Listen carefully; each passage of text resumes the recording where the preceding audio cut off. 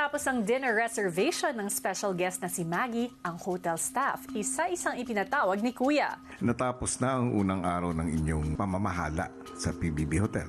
Kaya naman sa puntong ito ay nais kong ipaalam sa inyo na ang PBB Hotel ay magkakaroon ng manager. Oh!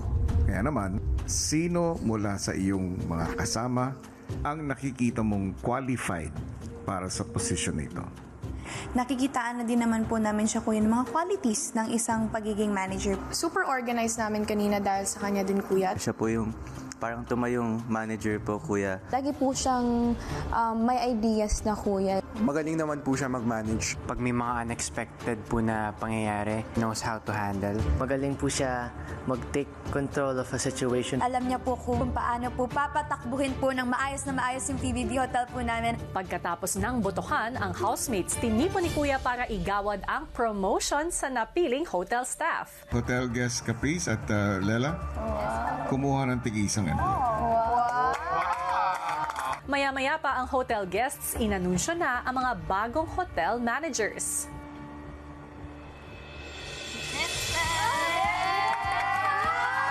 Unexpected, Kuya. Kasi nga, akala ko po nung una, isa lang yung magiging manager, Kuya. Tsaka ayoko po talaga yung role na yun kasi, alam niyo, Kuya, yung mga scenes sa mga movie naman, where's your manager pag may problema, Kuya? Ayoko nang ganun. Pero, ayun nga, pag-grateful ako na nakitaan din ako ng ibang hotel staff na pwede ako maging manager. She's very organized, Kuya. She always knows what to do, Kuya.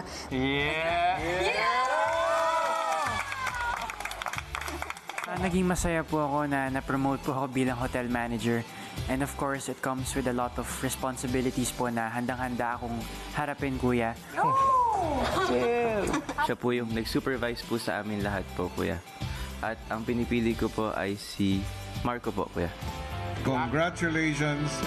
You are now promoted Hotel Managers Marco at Princess. It's a new challenge po for me. At looking forward lang po ako sa kung paano ko po ma-handle yun together with Princess. Kinabukasan, ang housemates nagising sa panibagong wake-up call.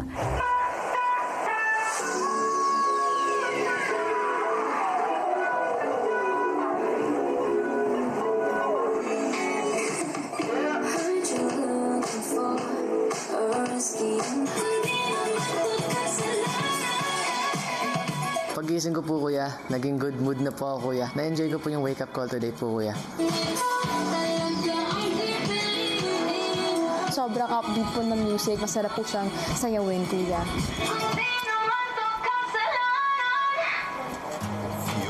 Ate Mika, pupunta siya dito?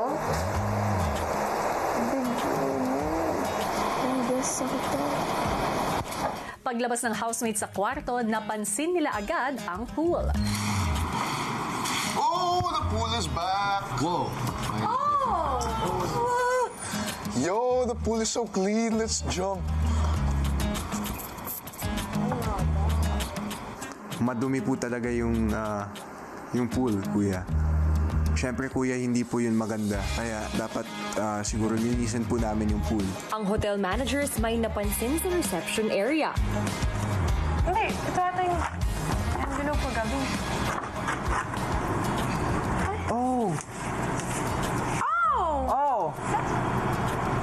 Sina Marco at Princess agad na sinabihan ng housemates tungkol sa nakita. Guest number 1. Isang singer-songwriter na kumanta ng Wake Up Call kanina. Mahilig mag-vlog dati. Vlog. Si Mika yan! Si Mika. Mika, lumabas ka na. May kasamang lalaki. Ilang saglit pa, ang housemates muling nakatanggap ng hudyat. Knee to the face. Look at you in the face. Matapos magbihis, ang managers pinatawag sa confession room. Para mas matulungan kayo na matukoy kung sino ang magiging bahagi ng guest ninyo. Nakikita nyo ba yung envelope sa harapan nyo? Yes po. Kuya. Guest number 2. Base dyan sa nabasa nyo, at ano ba sa palagay nyo ang pinakamabuti o pinaka-epektibong paraan ng pag-welcome? Hahayaan ko muna na kausapin niyo muna ang inyong staff. Pagbalik sa mga kasama, ang hotel managers agad na tinipon ang lahat. So ito ang kanyang description muna or ang info sheet niya. Mahilig siya sa fashion and style. Perfectionist. Sanay magkapampangan. At mahilig siya magsuot ng cap backwards. May guesses ba kayo kung sino sila? Okay. Clues po na binigay ng aming hotel managers. Sino pa po ba yun, Kuya? Si Ate Mika Salamangka lang naman po yun, siya kasi Kuya Brent. Sanay magkapampangan. So baka pwede nating i-incorporate yun sa welcoming vlog na intro. Vlog na intro. Papakilala kami, nagigreet namin sila na parang vlogger style. May halo din ng kapampangan. Like, subscribe, channel. Don't forget to click the bell for something. Hanggang sa nagsimula na silang mag-ayos para paghandaan ang paparating na hotel guests. Since, ayun nga po, mahilig si guest one sa kulay na green, papalitan po namin ng green na pillows from the other sofa, Kuya. Si Kuya nagbigay naman ng kapampangan translations na ni-request ng kanyang hotel staff. Kumusta? Dakal asalam. Malago ka. Malago. Big Boss, baka pwede pong mag-request ang mga hotel staff niyo po ng cap. Yung cap. Nasusuotin po namin po ba? Patalikod. Gaya po ng nakasulat sa info sheet ng guest room. Maya-maya, ipinakuha na sa kanila ang luggage na paparating ng mga bisita. Sunod na silang nag-practice ng kanilang gagawing pag-welcome. We hope you enjoy your stay. Dahil kay PBB Hotel, mayayamot ka, lupa ng preka. Sabay-sabay ba? Hindi. Habang abala sa paghahanda sa loob ng hotel, nasa confession room na ang mga papasok na guests. Tanggalin na ang blindfold. Kuya! 1, 2, 3, nakapikit ka ba? 1, 2, 3. Wow! Grabe, sobrang Gen Z naman ang... What's this? Parang edad natin, no? Nakaka-edad natin. Edad ko. Edad ko. Kuya, namiss ko yung Kuya, I miss you. Kuya, please. Kuya, isa I miss you naman dyan, oh. Teka lang, kalma. Kalma. Kuya, can we hear your voice again? Maligayang pagbabalik sa aking bahay, aking big winners, Brent at Mika. Ayun! Kuya! Ment. Aww! Man! Brecca! Kuya! Kuya, I miss you. Kuya, Brent. namiss ka namin. At Mika, kamusta kayo? Okay na okay, kuya. Sobrang okay. Sobrang okay, kuya. Pala kailangan yun dahil. After namin lumabas ng bahay, kuya, sobrang nagbago yung buhay namin. Dati housemates lang kami. Ngayon, singer, Songwriter, host, author, dancer. Hindi naman ako nagugulat doon. You molded us.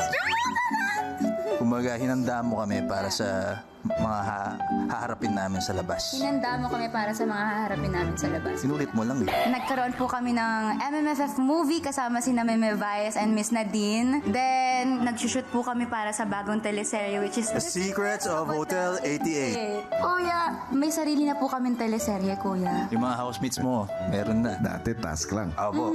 Ngayon, totoo na. Opo. Iyak. Hindi ako naiiyak. Sabi mo, usapan natin kung naiiyak, di ba? Hindi ako iiyak. Kuya, may bago din akong kanta, kuya. Yung wake-up call nila kanina. Pangarap ko lang to dati, kuya. Like, pag gumigising ako, sabi ko sana one day, like, kanta ko naman yung gigising sa mga housemates. And now, today, ginising sila ng kanta ko, kuya. Ako nga nagpa-play nun. Kuya! No. Hindi ako naiiyak. O ikaw naman, Brent, anong bago sa'yo? Now, I'm a multifaceted artist. Ang feeling. Hindi, kuya, talagang nabago yung buhay namin after PBB. Tulad nga sabi ko, ang daming opportunities, ang daming blessings, at malaking rason doon dahil sa pag-mold mo sa amin dito sa loob ng bahay nyo. At parang hindi ka na nonchalant ngayon. Siyempre. Minsan lang, pero ngayon, mas chalant na ako. O anong masasabi nyo at kayo ay nakabalik dito sa bahay ngayon? Sobrang excited! So excited kami makilala yung bago mong housemates, kuya. Mika, may tissue dyan. Kuya, hindi mo ako papaiyak talaga. Ano ba, kuya? Konti pa, Brent, may bayad na yan. Sabi ko, hindi ako iyak, kuya. kuya, pero sobrang kasi kita na-miss. At saka yung bahay mo. I miss the comfort of your house. Totoo yung sinabi mo, kuya, pagkalabas namin, mas dun talaga ang totoong laban. Na-miss ko yung ganito lang, yung parang sobrang carefree namin, protektado kami ng mga gate mo sa bahay. Ngayon, kuya, nakikipaglaban na kami sa labas ng bahay nyo. Kahit saan naman kayo pumunta, sinusubaybayan ko pa rin kayo. Alam naman namin yun, kuya. And lahat ng ginagawa na is to also make you proud. Yeah, I hope, kuya, we're making you proud. Ito ay nagpapataba ng puso ko. Kaya congratulations sa lahat ng mga naabot nyo ngayon. Thank you, kuya. Thank you, kuya. We love you, kuya. We love you so much. Sa pagpapatuloy ng kwentuhan ng Brecca at ni Kuya, Sa dami ng ginagawa ninyo, nakakahanap pa ba kayo ng oras para magpahinga? Sinusubukan, kuya. Sinusubukan. Siyempre, importante nga yun. Anong ginagawa nyo pagka may bakasyon kayo? Yung pagsistayan talaga, yung hotel mo or yung place kung saan ka matutulog, saan ka magla-lounge is maganda. Yes, dapat sobrang komportable ka talaga. Sa ngayon, ang bahay ko ay nag-transform sa isang hotel na tinatawag kong PBB Hotel. PBB Hotel. Nice.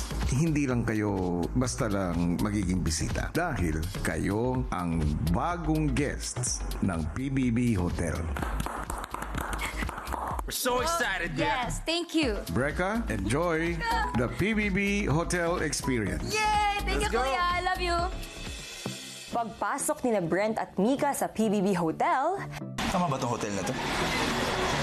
Parang mali yung hotel na napuntahan natin, bro. Ito ba yung PBB Hotel? Hello! Tama ba yung hotel na napuntahan namin? Masaya po talaga ako dahil, kuya, tama nga po yung naging hinala po namin sa kung sino po yung magiging guest namin. At talagang excited na lang po kami na pagsilbihan po talaga sila, kuya. Tuloy po kayo? Hi! Wow, ang linis ah! Grabe! Bye! Naging excited po ako dahil sila po ang former big winners at starstruck po kami nung nakita po namin sila, kuya. ilang sandali pa ang hotel staff formal nang winelcome ang guests. We are the PBB Hotel staff! Welcome to the PBB Hotel. And if you like our service, please don't forget to leave a tip.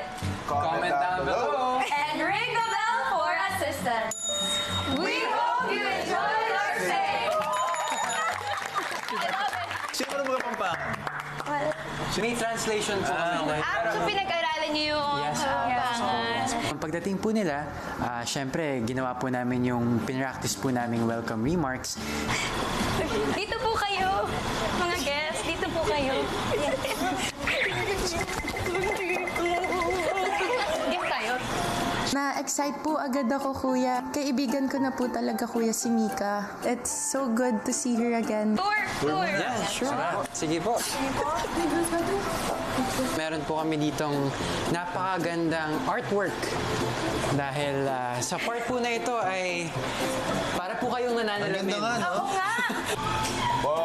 1, 2, 3. Sa pagpapatuloy ng house tour ng Brecca, Ito po yung boys' bedroom namin.